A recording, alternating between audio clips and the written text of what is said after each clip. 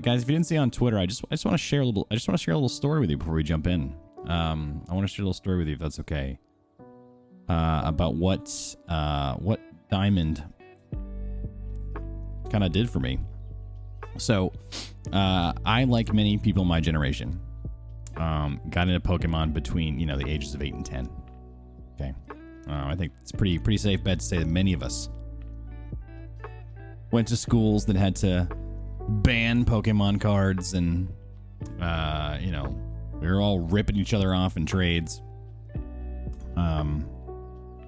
Watching the show on WB Kids, and listening to Veronica Taylor, the only one true voice actor for Ash, voice Ash. And we were playing probably red, blue, and yellow version a lot, maybe some gold and silver. And gold and silver is about where I fell off. I was about 10 years old. So fast forward to college, and you go far away. You're in a new place. You don't have any friends. And I went to this anime shop, and or no, it wasn't even the anime shop. Sorry, I went to just a card shop, just a magic shop. Like, it was a board game store.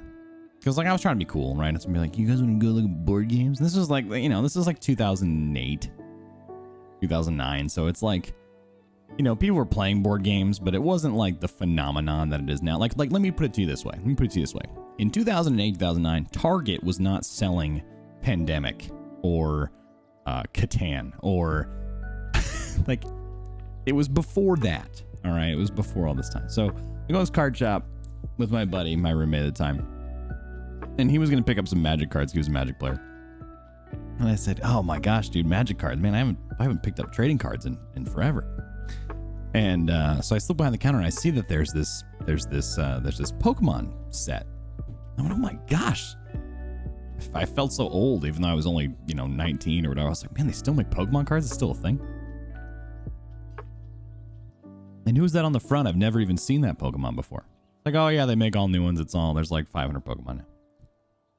What? My instinct was to be really like mean about it and be like, oh.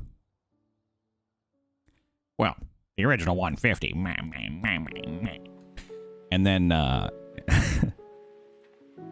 instead, what I decided to do was I said, well, let me buy a pack. And so I bought one pack of this, what at the time was a, I forget the name. I think it was just I guess it was Diamond Pearl something, right? Some set for Diamond Pearl. And I ripped the packs and I got now this was at the time, this was when level X was a thing. So this was instead of like, now we have Pokemon V and V Max and all these different things. Level X was the ultimate. So I got an Empoleon level X.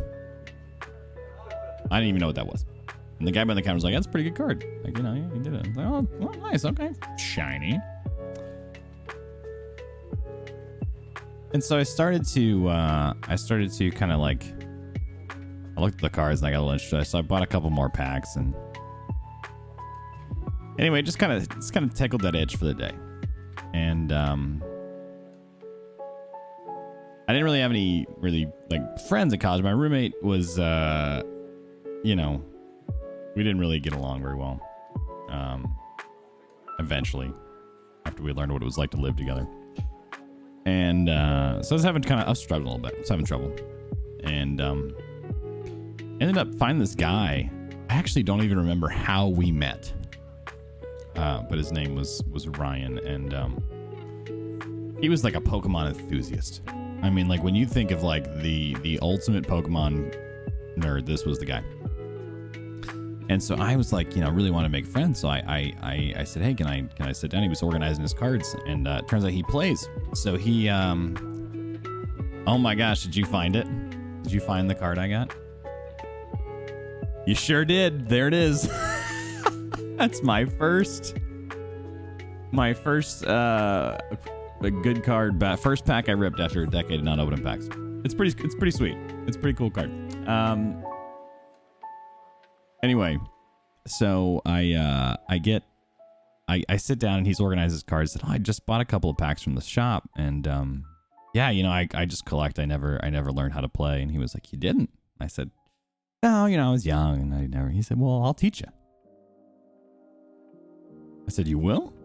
He said, yeah. I have thousands of cards. I have decks all over the place. Here, I'll give you a deck and I'll teach you to play. Wait, that was promo art. Normal one's still nice. Oh, that was the tin one? Oh yeah, this was the one. Yeah. This was the pack one. Yeah. No, totally. Yeah. Yeah, this was the pack one. Wow, it's still worth $10. Boy, I could make some bank off my Pokemon cards. Anyway. So he says, I'll teach you to play. So he teaches me to play. And, you know, he's playing all these cards. His favorite Pokemon at the time was Gardevoir. So he's playing all these cards, and I don't even know half these Pokemon. I have no idea. So I'm trying to learn the game. I'm trying to learn the new Pokemon. Anyway, we kind of developed this very offbeat but beautiful friendship. And you know, I remember it well because I didn't really have a lot of. I wasn't going to parties. I wasn't really like.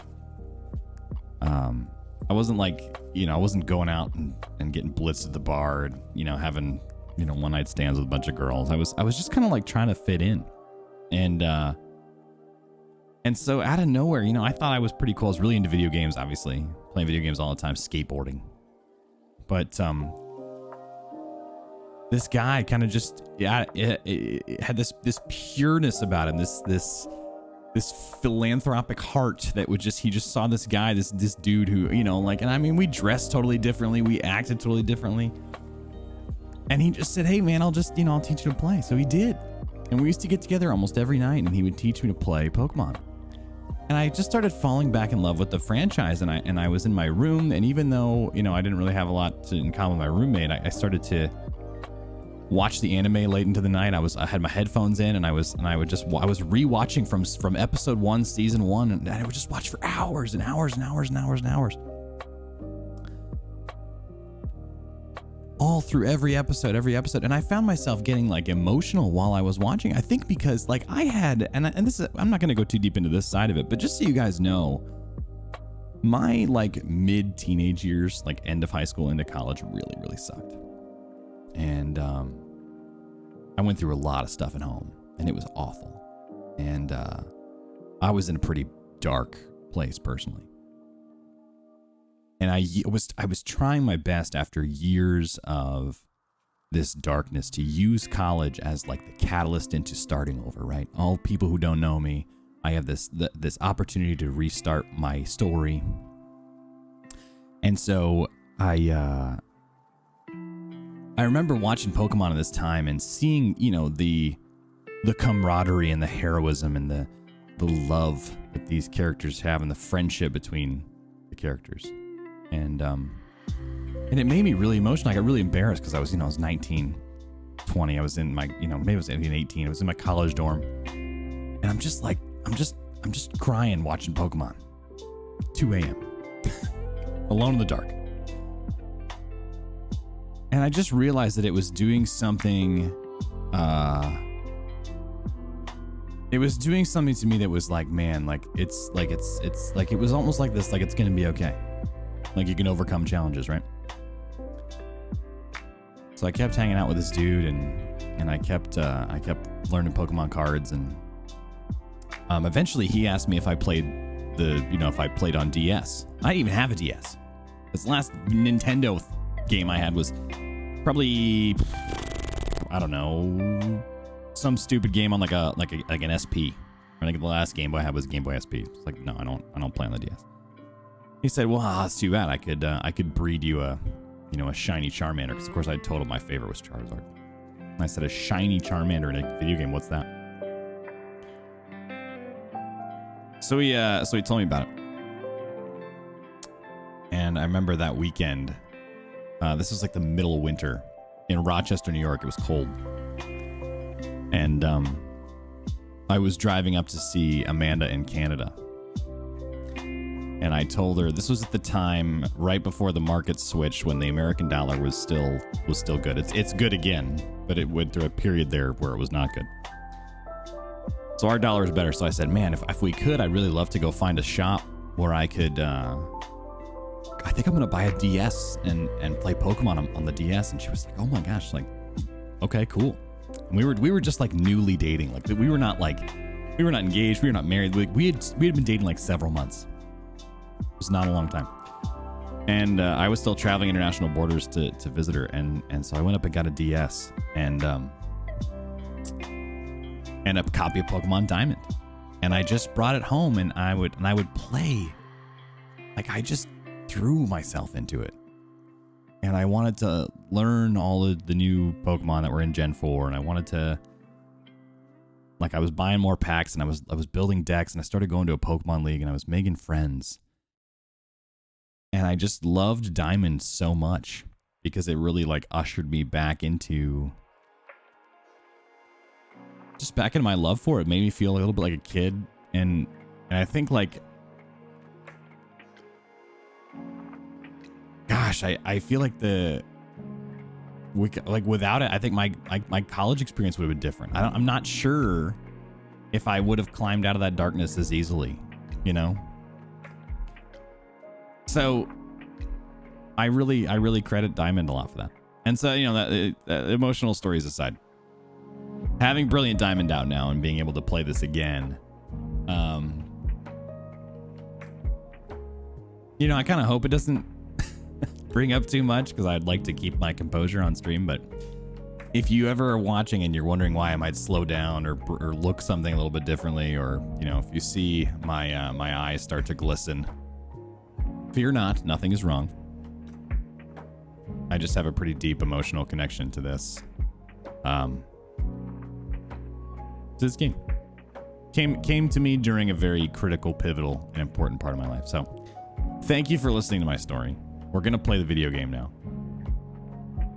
But I wanted to share that with you because I feel like it's hard to put into a single tweet. You know, what this one means to me. So anyway, if it's your first time out here, welcome. I'm Big Daddy Teej. It's nice to meet you. Or see you. And I'm glad you're here. We're going to have a good time today.